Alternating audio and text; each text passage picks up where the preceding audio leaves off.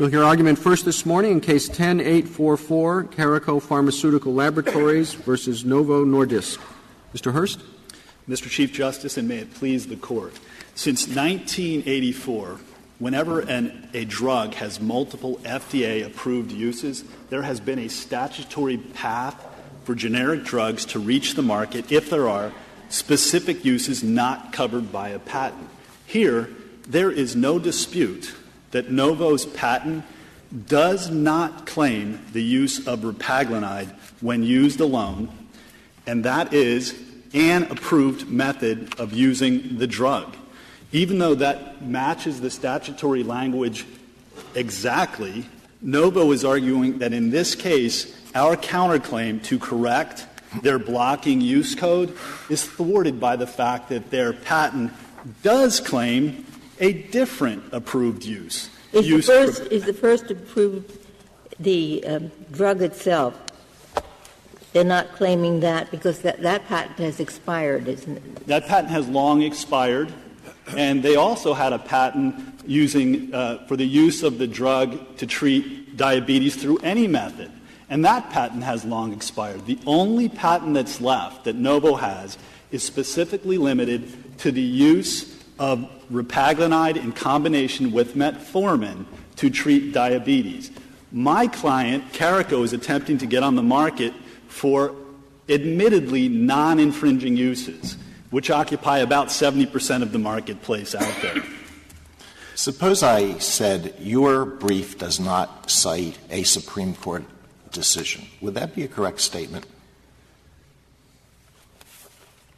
I believe that if it depends on the context of the sentence, but I think that would be a correct statement if I understand the way you were asking the question.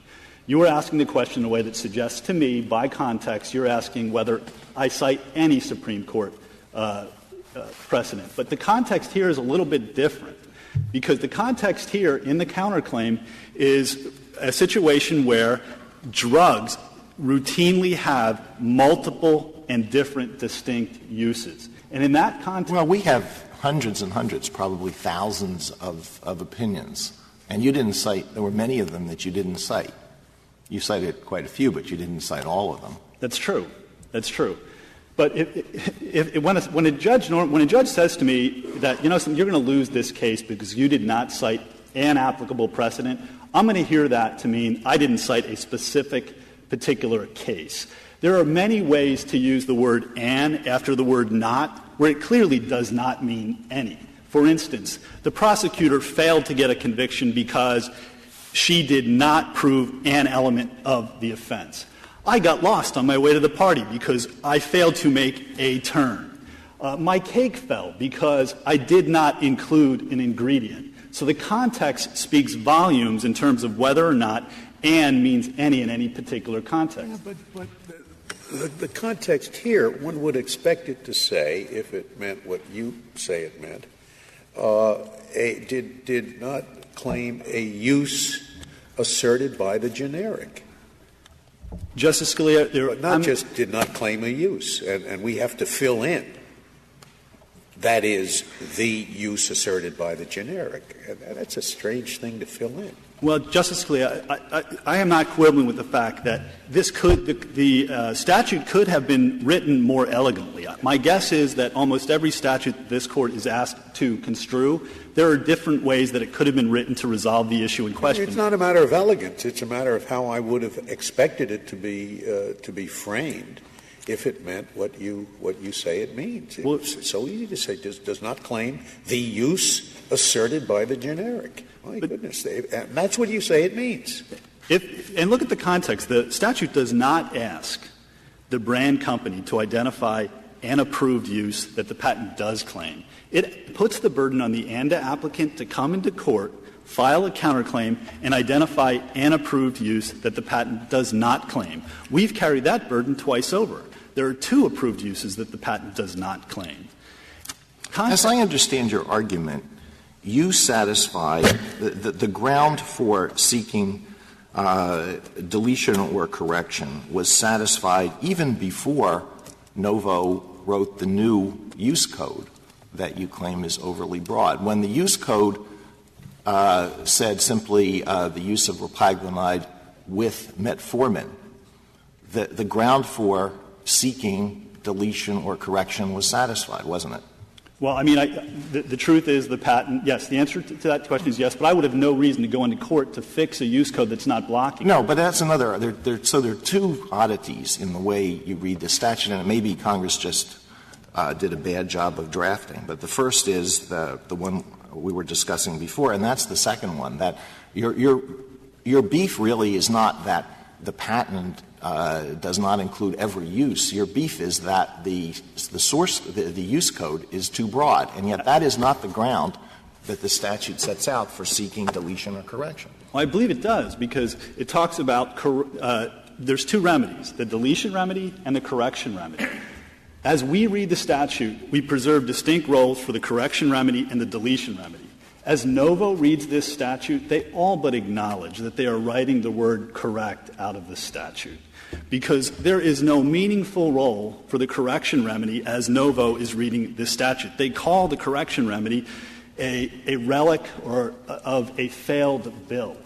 And in fact, they haven't identified any meaningful role for the word correct in the statute as they read this statute.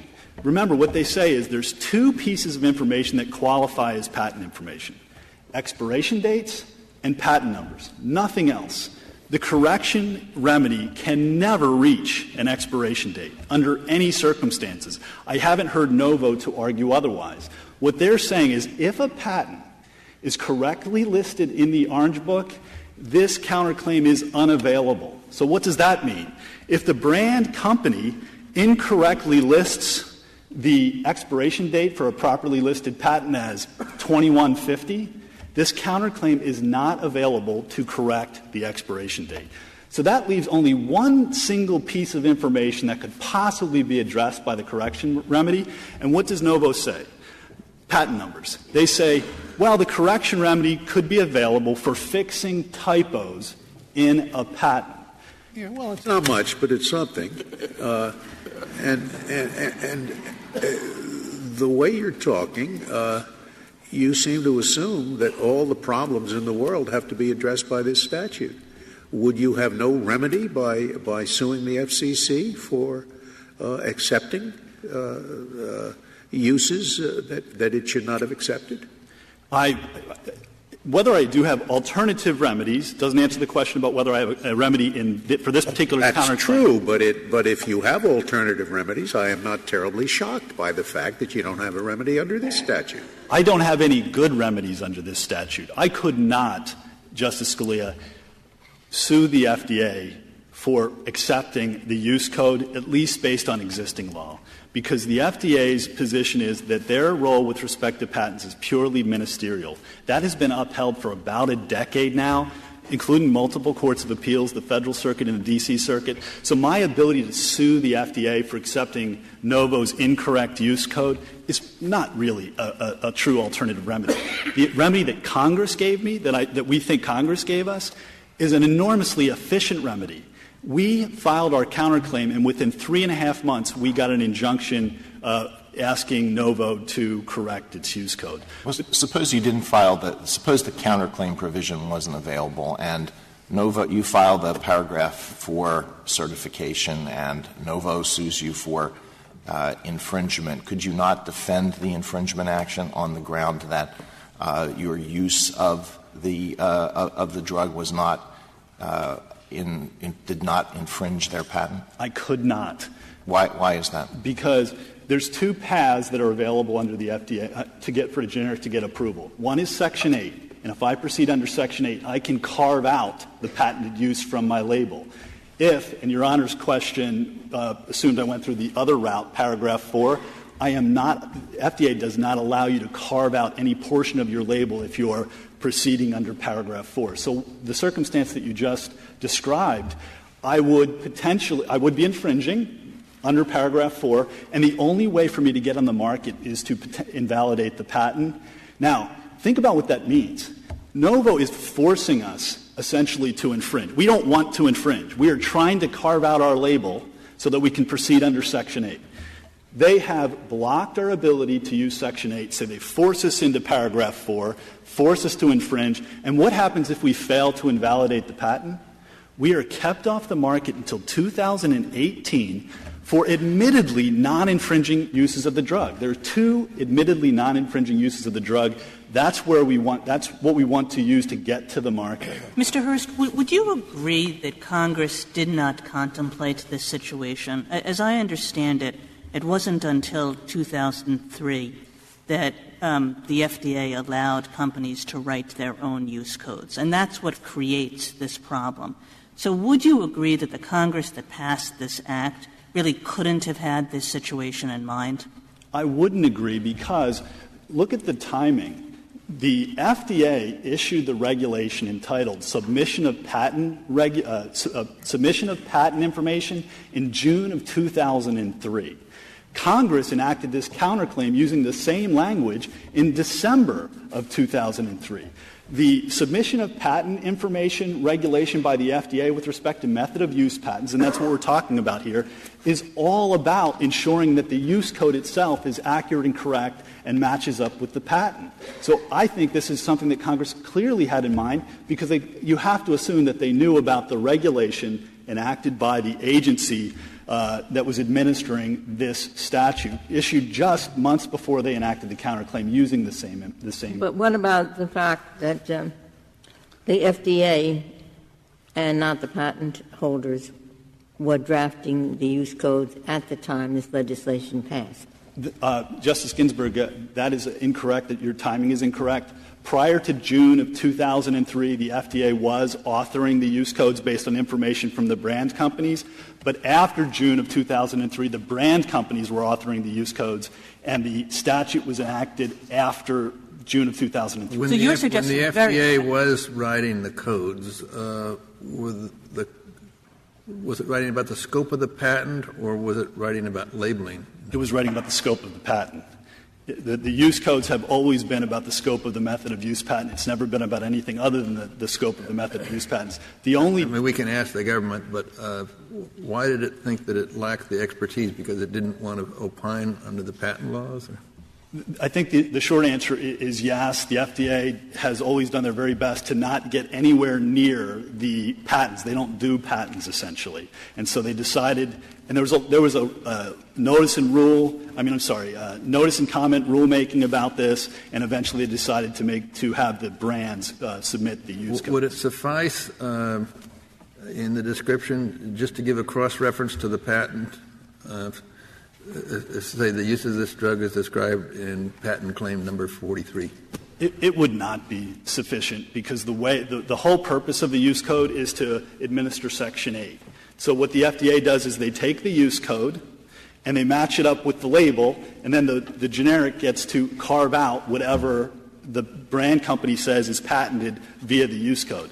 But if I can get back to a question, Justice Scalia, that you asked about whether correcting typos in patent numbers is a real role for the correction remedy, I would submit it is not. For all practical purposes, Novo is asking you to eliminate the correction remedy from this statute. And here's why. Think about what they're saying. Novo is saying that the brand company decides to put the patent in the Orange Book, but somebody transposes 2 numbers. There's a mistake that's made. What does that mean in concrete terms? Well, if you transpose the 2 numbers, the odds are astronomically high that the brand company is citing a patent that they don't own. And that certainly doesn't relate to the drug in question. It might relate to tire treads. Who knows? But Congress did not enact a federal cause of action to address typos in patents.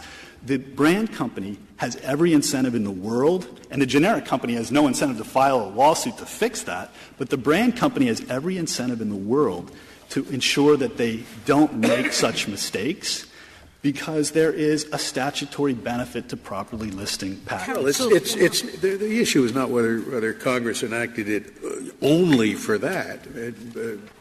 The issue is whether Congress enacted it for that in addition to a lot of other stuff. But I mean, it's a very small detail, correct. You're saying this one word correct in this immense bill with all sorts of causes of action and other provisions here and there, that one word has this minimal meaning. Well, It's conceivable. You have to give it some meaning. You have to give it some practical meaning. And right now, and the counterclaim has only 2 remedies. So Novo is arguing that the first of the 2 remedies is practically non-existent. There is no role. I'm sorry. I'm sorry. Finish answering. There is no role whatsoever. It is surplusage by any definition to say that correct is surpluses by any meaningful definition. If you even put a dose of realism to this, correct has no role under Novo's reading, while we preserve distinct roles for both the correction and the deletion remedy. I'll wait for your rebuttal. Thank you. I'm sorry, Justice. Thank you, counsel.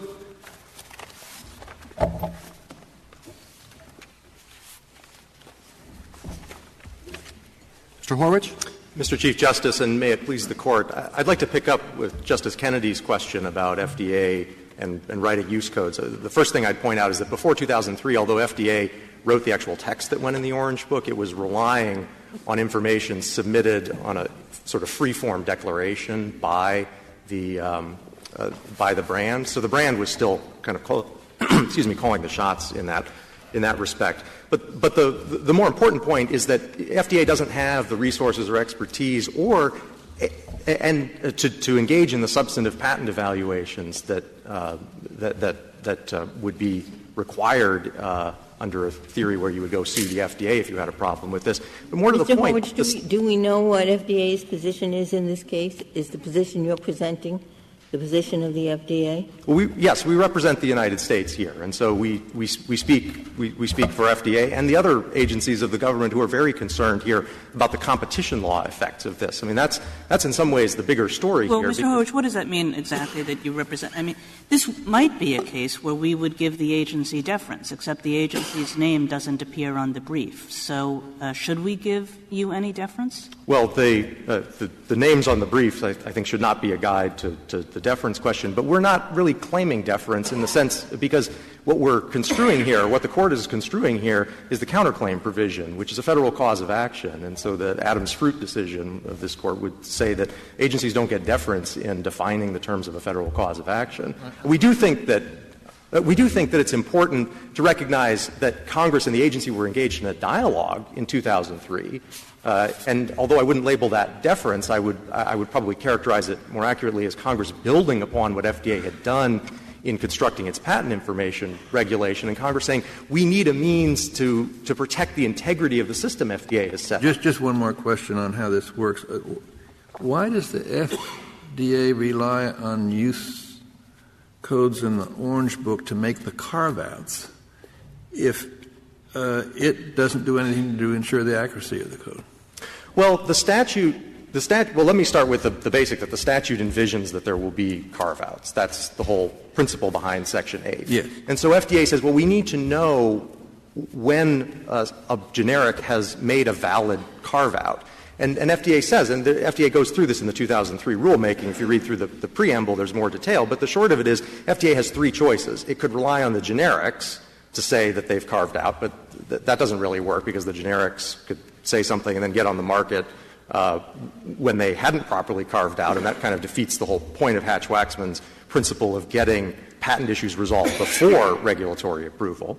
FDA could, as the second alternative, try to evaluate patents itself, but nowhere else in the statute is FDA given any role in the substantive evaluation of patents, and with good reason. This Court has said in its Markman decision that claim construction of patents is a question of law. The actors in our system that decide what patents mean are courts, and ultimately this Court. It's not FDA. So the third choice that — if a patent holder writes a use code that is ridiculously, totally unreasonably broad, is there anything that FDA can do about that? Well, I think the problem, Justice Alito, is that from FDA's point of view, it's a very slippery slope. Because as soon as FDA starts undertaking criticism of a use code, it's effective — the only basis for criticizing it is looking at the patent. Now, this may be a very easy case, but the Court shouldn't be fooled that all cases are going to be easy. And if FDA here were to go in and said, well, this doesn't look like it's the same as the claim of the patent. In the next case, where it's a more difficult question, where there may be some very good faith dispute between the parties about the very meaning of the patent, FDA is going to have to make a decision one way or the other, and it's going to get sued. What about after there's been litigation and a court has decided that the use code that was written in a particular case was totally unreasonable? Does that mean that the writing of that was a violation of some provision of the Food and Drug Act or FDA regulations, and that there would be some sanction against the company that did that? Well, I think the only posture in which a court would actually look at a use code and evaluate it is under the counterclaim. The court would not be looking at a use code under traditional paragraph 4 litigation. And so the author of the majority opinion below was kind of mistaken in that regard. What about an APA action against the FDA for relying on the use code? Couldn't that be challenged as arbitrary and capricious? Well, it seems to me that that challenge would fail because FDA has made a reasonable construction of the statute that its role is ministerial. It does not engage in substantive evaluation of patents because the statute doesn't envision that. So FDA would win that suit. On the other hand, if going back to my answer to Justice Kennedy, if we're talking about kind of the second scenario where FDA does engage in substantive patent review, yes, FDA could get sued. But the problem with that is that FDA is going to get sued in an APA suit. The real parties in interest are going to be the generic and the brand. FDA is not going to be owed any deference because it's going to turn on a matter of claim construction, which is a question of law. How do you describe what the FDA does? It's your third. So what FDA does do is it accepts the submission from the brand describing its use code. And FDA says in its 2003 rulemaking, we're trying to do the best we can through the administrative process to get good information in the first instance. And your understanding that you require companies to state the scope of the patent in the use code, or might you think it's perfectly permissible for a company to write its use code in terms of indications? It's certainly possible in a particular case that the indications will be appropriate. This is what we're asking for in the use code is something that's good enough to do the job that the use code is intended for, which is to inform FDA what needs to be carved out. Except so that I'm sorry. Justice Sotomayor? Except the FDA tells parties not to rely on the Orange Code. Well, it tells them that what controls is the patent.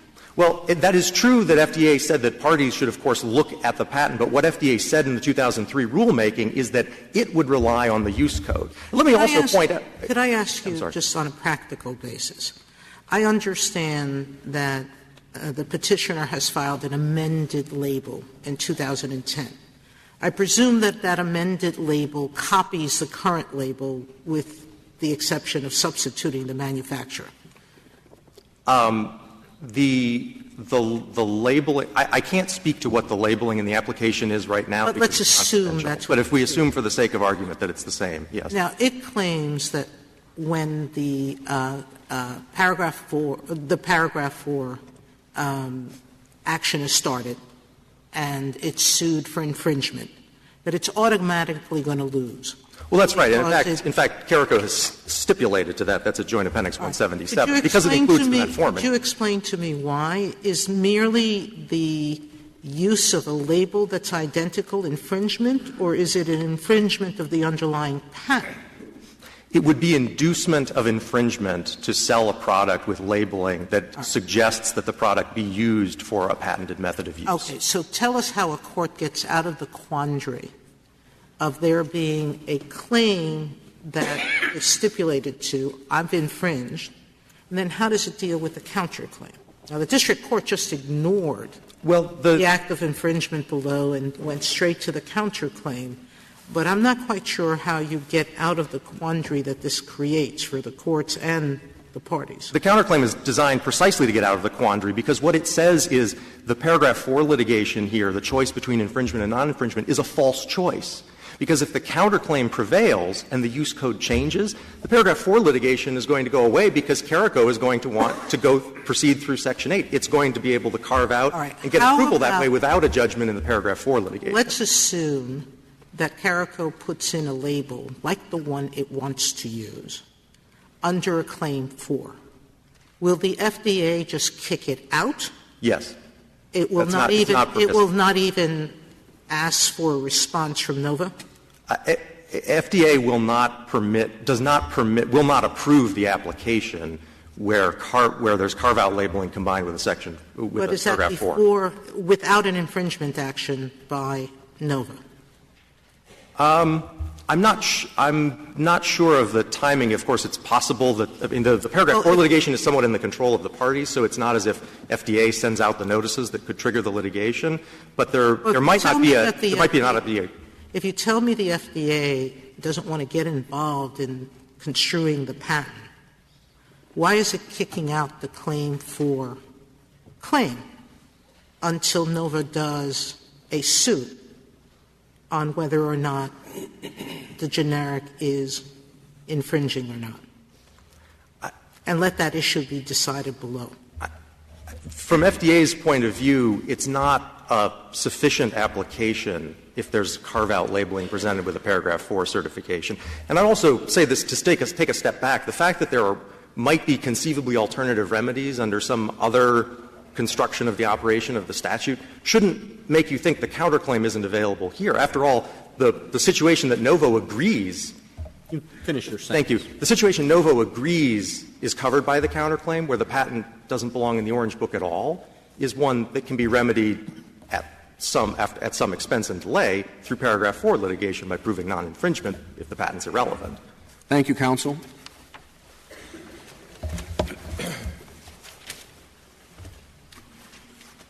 Mr. Perry? Mr. Chief Justice, and may it please the Court, I think the last half hour has made clear that what really is at issue here is a challenge to FDA's administration of the Orange Book. That is an APA challenge, not this counterclaim. Justice Kennedy, you asked if when FDA was writing the use codes, did it describe the scope of the patent? And Mr. Hirsch said yes. That's false. The answer is no. For example, if I could point you to the Joint Appendix at page 522, these are some FDA-authored use codes. Everything before U530 is an FDA-authored use code. U275. Oh, I'm sorry. What page are you again? Page 522, Your Honor. Thanks. U275, method of use of the drug substance. U278, method of use of the indication of the drug product. U279, method of use of the approved product. These were the ones that the FDA wrote when it was responsible for writing use codes to put the world on notice. So U278, method of use of the indication of the drug product, the patent relates to secondary hyperparathyroidism.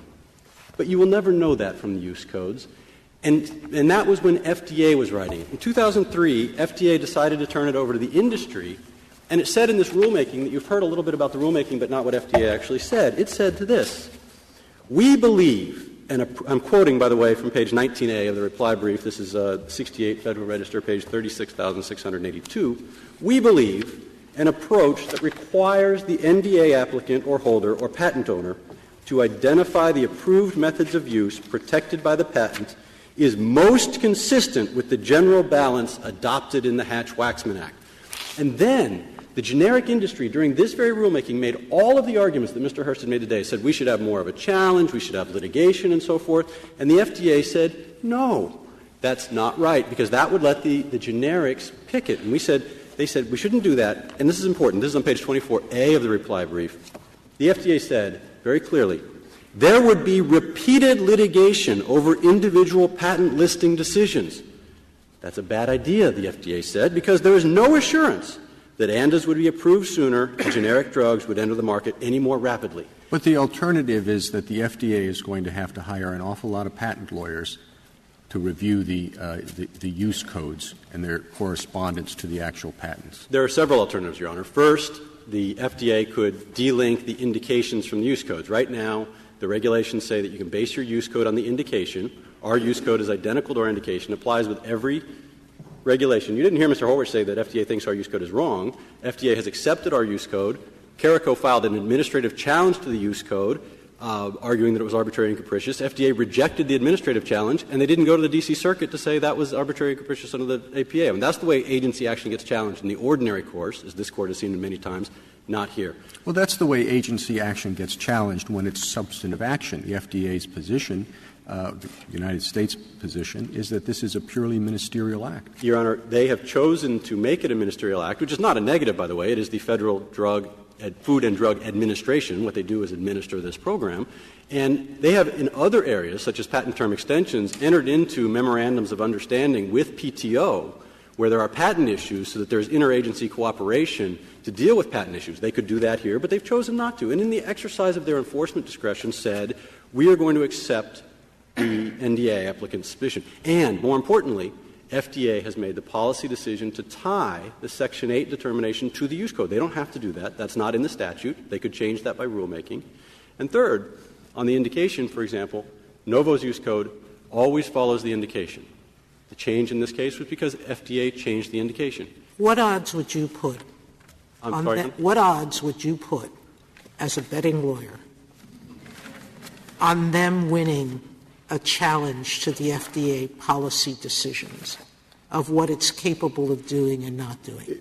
Your Honor, there have been about a dozen APA challenges to various aspects of this administration in the D.C. Circuit over the past 10 years. The generics have won several of them, including, most importantly, the Pure Pak case, which we cite in our brief, which is a direct challenge to FDA's refusal of a Section 8 carve-out because of the use code, and the generic won that argument. It said it was arbitrary and capricious for the agency to do what it did. So, look, every APA battle is an uphill battle. They're the plaintiff. They burden of proof. It is an available remedy. You couple that, Your Honors, with the what you described sounded very much like this case. So if the what was the D.C. Circuit case? If the D.C. Circuit said it's arbitrary and capricious, not to just accept the brand's use code. In Pure Pak, Your Honor, the brand changed its position, but the FDA did not change its position accordingly, and that was the arbitrariness there. Here, the brand changed its position, and the FDA went along. So I don't think they would win that case, to be clear, in our particular facts. That's because Novo has done nothing wrong. I mean, you've heard a lot about overbreadth, misleading, blah, blah, blah. There's nothing wrong with Novo's use code, and the agency agrees with that. Can I bring you back for a minute, please, to the statute? And it's in page 3 of the blue brief. And in just reading it, I might be missing something which you will point out to me, I'm sure. But if you get the statute at the bottom of the page, it says, have you got it there? Right? Yes, Your Honor. Okay. It says if the NDA holder, now that's Nova, all right, holder of the approval holder for the drug, I'm skipping words, a use of which is claimed by the patent, and that's what you're doing. And what is that use? Well, I look at page 12, and the use is a method for improving glycemic control in adults with type 2 diabetes mellitus. So that's the use that's the use that's claimed by the patent. If you bring a patent infringement action against the ANDA applicant, that's them, the ANDA applicant may assert a counterclaim, which they want to do, seeking an order requiring the holder to correct the patent information on the ground that the patent does not claim an approved method of using the drug. So I look at those words. I've skipped words. I look at those words and I say that's what they're saying. They're saying the use that your patent does not cover a portion of the set of things described by your use. And therefore, they would like to correct the description so that the description no longer covers something that you do not have, a use that you do not have a patent on. Now, that would seem to me to fit within those literal words. And, of course, the purpose is what we've been arguing about. But just looking at the literal words, why doesn't it fit? Justice Breyer, your question conflated, as Caraco often does, the use and the indication. You quoted the indication, that is a method of improving glycemic control. The use is repaglinide combined with metformin. They are disclosed in different parts of the label. The indication is under indications, and the use is under dosage and administration. That's the way FDA has always administered this. And that's the distinction between indication and method of use, which is why the regulations and the form are written in the alternative. In other words, you're saying that this A method for improving glycemic control in adults with type 2 diabetes mellitus is not patent information. Your Honor, that is the indication that's on the no, paper. but are you saying it is patent information? It is not patent information submitted under B or C of Section 505, which is the statutory language. It is information submitted under 314.53P and E of the regulation, which is a different question. Was not the regulation issued under this statutory section? No, Your Honor. The regulation was issued under Section 701, the General Rulemaking Authority. They cite Section 505, but there was a subsequent rulemaking when PhRMA, the trade association for the branded industry, challenged FDA's authority to require all of this information. And in 2007 rulemaking that my friends on this side never cite, FDA came back and explained that the patent submission reg is based on Section 701 to facilitate the Section 8 and ANDA process is not an interpretation of Section 505. And there are lots and lots of interpretations in the statute. Drug. Can you give us a cite of that, please? I'm sorry. The 2007 rulemaking is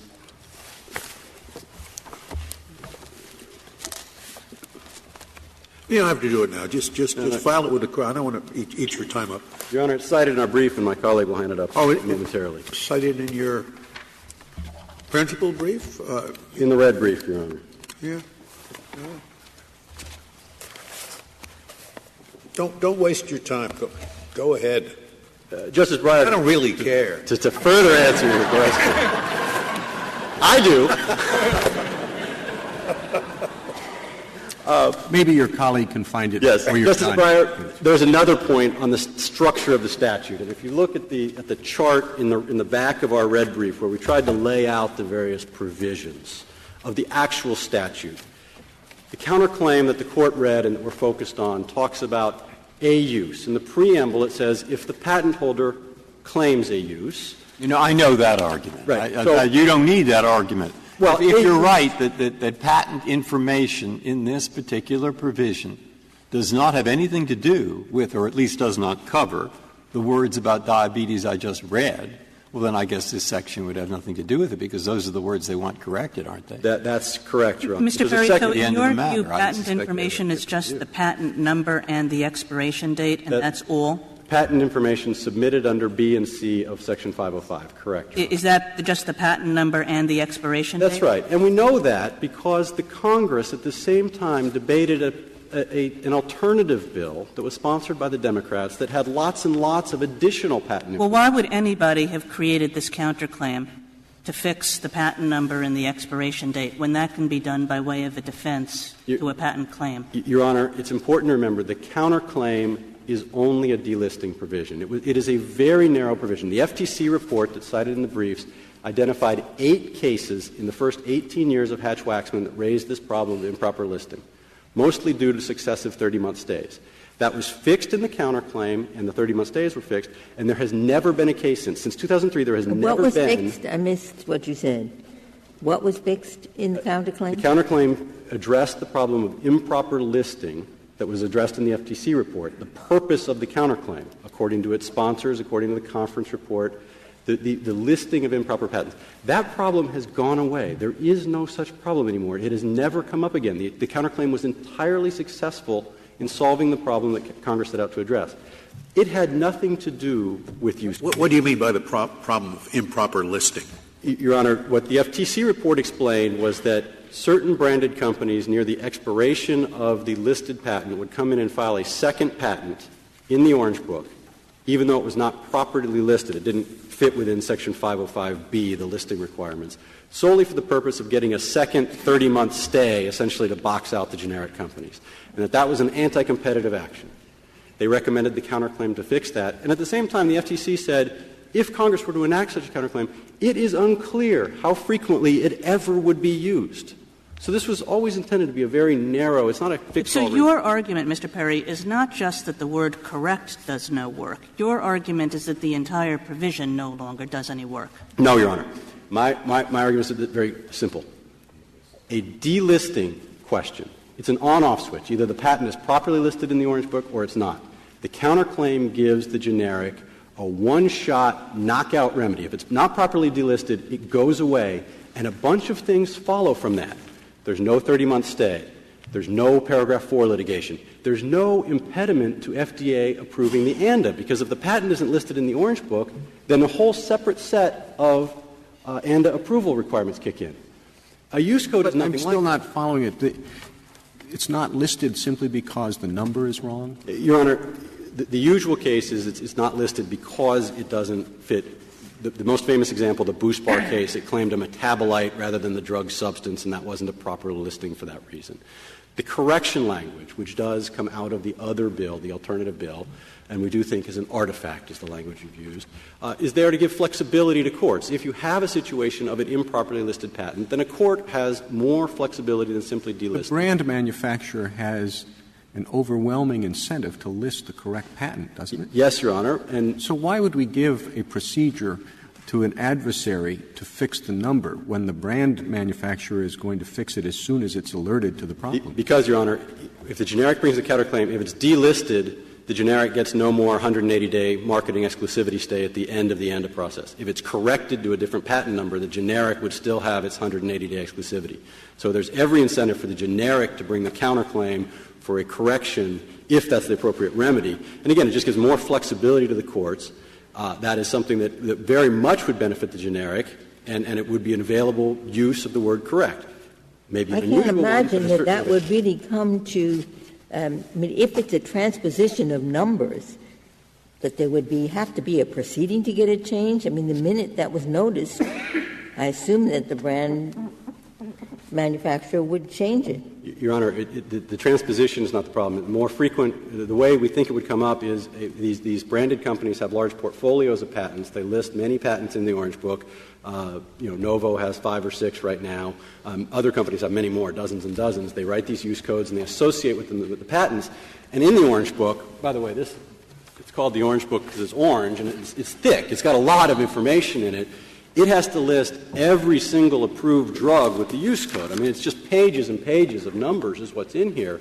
It's not a transposition of numbers, but rather the listing one patent and improperly associating it with a drug. That could be corrected through this counterclaim. But again, that's worlds away from this use code challenge, which is really what Caraco wants to bring, something that wasn't on Congress's radar screen because FDA wrote the use codes at that time. Counsel, let's assume, because I now take from your earlier conversation with Justice Breyer that you're saying the use code here is absolutely right, because the only use that we claimed was the combination use of the drug, your drug, with the Metaform.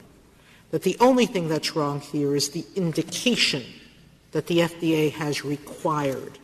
So that's not even wrong because you had no choice about that. Is that correct? The indication is correct. What this means practically, I believe, is that till your patent expires, no generic can come in with a use that's different than yours because they're going to be boxed out by this indication, this overbroad indication. Do you actually think that that's what Congress intended? I thought with Claim 4 and Section 8 that what Congress intended was to ensure that drugs got onto the market as quickly as possible. Your Honor, that argument was made to FDA by the generic industry in the 1994 rulemaking, the first time this issue came up, and they said you should not allow use codes to be based on indications. You should instead require a description of the patented method of use. You heard Mr. Hurst say that again this morning. Here's what FDA said in response. It's page 59, Federal Register, page 50,346. Quote, "For a use patent, FDA includes in the Orange Book a code identifying the indication covered by the patent. We decline to expand the Orange Book to include patent descriptions."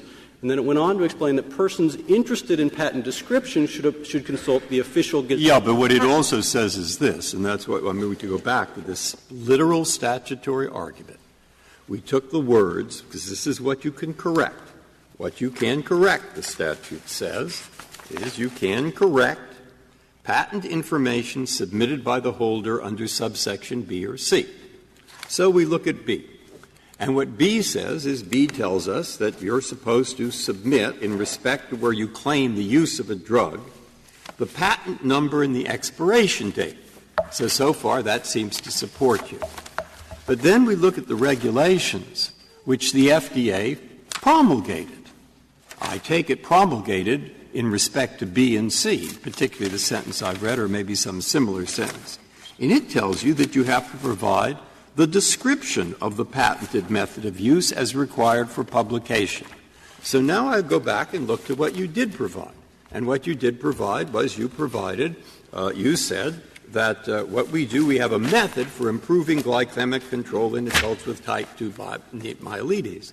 That seems to fit directly under 3 of the FDA's requirement, and that FDA requirement was an expansion of B, and therefore it sounds to me as if when they say correct the patent information, it includes the sentence that you put there that they'd like to see corrected. Now, what's wrong with that? First, the regulation is not an interpretation of 505B. It's an implementation of 701. Second, and more substantively, however, the form, you quoted accurately from box 4.2B of the form. There's also box 4.2A of the form, which includes the description of the method of use tied to the label, which is required by subsection P of the regulation that you were just quoting to me. And that part of the form, Novo very carefully describes Claim 4 of the patent and ties it to the dosage and administration and clinical pharmacology sections of the patent and calls out by reference combination trials. The only combination trial in the label is the metformin-repaglinide combination. And in FDA speak, that is a sufficiently, because these forms, by the way, you've got them in here, they're these little tiny boxes, you can't put very much information in there. That is described in there. It is not that every piece of information required by the regulation has 19 lettered questions, of which several have subparts, so it's 26 separate pieces of information. They're not all provided in one box 4.2B. There's actually a whole form. It's 4 pages long. We filled it all out. And there's an important point, Justice Breyer. This is a summary judgment case. We put in a declaration from an FDA expert. It's in the record before the court explaining how every single box ties to every single thing in the regulation. That's absolutely undisputed on this record. There is no contrary evidence as to Novo doing anything wrong. So whether Congress, to go back to this counterclaim, we know Congress didn't intend it to reach this form because this form didn't exist when Congress was debating the counterclaim. Now, the government, which is representing all the government agencies, whether the FDA signs it or not, tells us that language, that B and C language, about patent information, as interpreted by the regs, does cover this stuff. This is about the most technical statute I ever read. Your Honor. When I'm talking about patent information among B and C, we have the government telling us that covers this, and why don't I just stop right there and say, thank goodness I'm out of this case. And I'm not out of it. I think I can do no better than refer the Court again to the 2007 rulemaking, Justice Scalia, 72 Federal Register, page 21,268, which the United States does not address and which Caraco does not address, in which FDA addressed your point, Justice Breyer, and explained that this information, while useful, and we have never challenged FDA's authority to require the information, but it is not an interpretation of that language, patent information. And this Court sees agency interpretation. And even if it were, as I believe the government acknowledged, this is not a situation in which we owe deference to the FDA. The issue is whether a lawsuit can be brought or not. Correct. And we don't decide whether we have authority to decide cases on the basis of what the agency thinks. It is certainly. What is the parade of horribles that you imagine if we were to read the counterclaim provision in the way your adversary is promoting and the government is promoting? What presumably, in the normal case, and the one that the regulations appear to expect, is that the use code, the indication codes, everything's going to match the patent. So in that situation, the counterclaim would have no work to do. So what's the parade of horribles? Your Honor, first, the counterclaim has no work to do for use codes. There's a complete disconnect there. I'm asking you to accept that we were to, as an assumption only, it's not intended to be a ruling, To assume that we read the counterclaim in the way your adversaries want us to, what's the parade of horribles? Your Honor, it is going to add complexity, expense, and so forth, the problems with all civil litigation, all new causes of action. And this was raised during the congressional debates when they proposed a freestanding cause of action for the generics to sue over a whole bunch of things.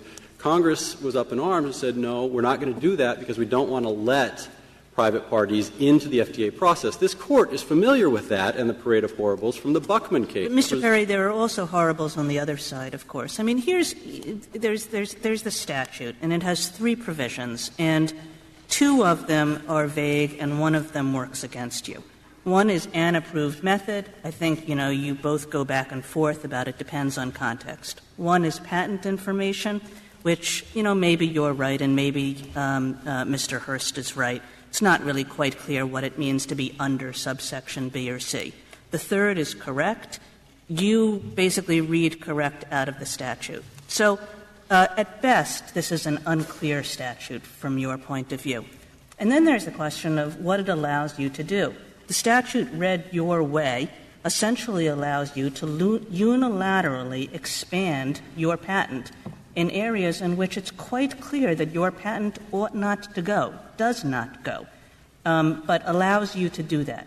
So why should we read the statute so that it affects a purpose that's entirely antagonistic to the purpose that Congress had in passing this statute, given that the statute is, at best, from your perspective, ambiguous? Justice Kagan, this statute was a political compromise. There is no debate on the historical record about that. And the compromise, as Mr. Hurd indicated earlier, was that the statute would deal with some things, the counterclaim would deal with some things, delisting, and almost everything else would be turned over to the FDA. And FDA had this extensive rulemaking that, as Mr. Hurst said, Congress was aware of. And during that rulemaking, Congress did several things. First, it confirmed that the industry would write the use code. Second, that use codes could be based on indication. So there's no extension of the patent monopoly. It is simply following FDA's instructions as to indication. Mr. Perry, may I ask you on that core question? We have a patent on a drug alone. It expires.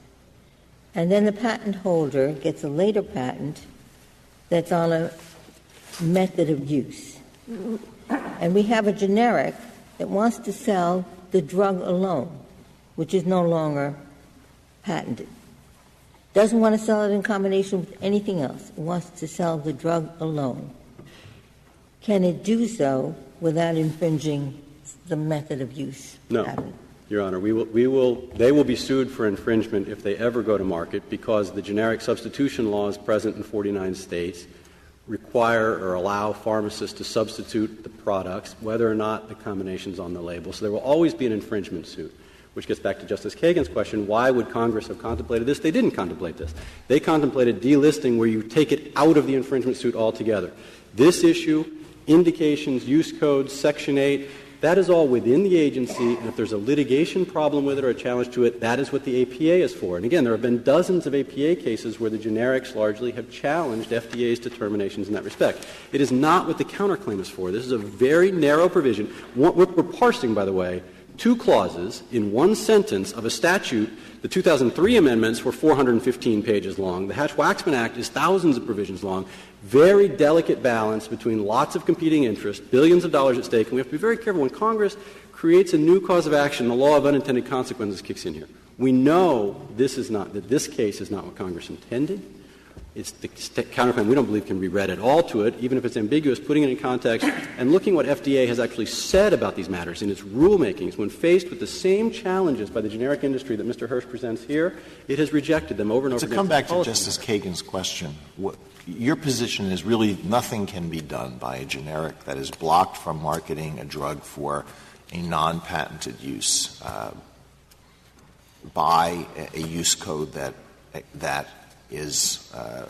seems to cover that use. In this case, Justice Alito, there were 2 points.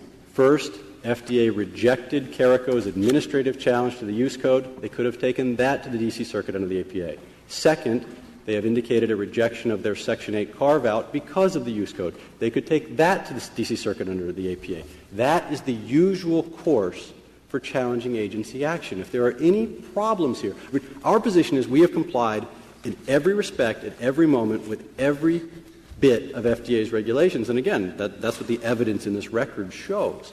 So, again, I need to push back a little on extensions of monopolies and so forth, because that's not what this case is about. This case is about a properly working administrative process, and should, in private litigation between two parties in which the FDA will not be a party, should that regulatory regime be dismantled. And we actually asked to bring the FDA in this case. Novo did, and Caraco resisted that. We think that if you're going to debate the administration of the Orange Book, it should be under the APA.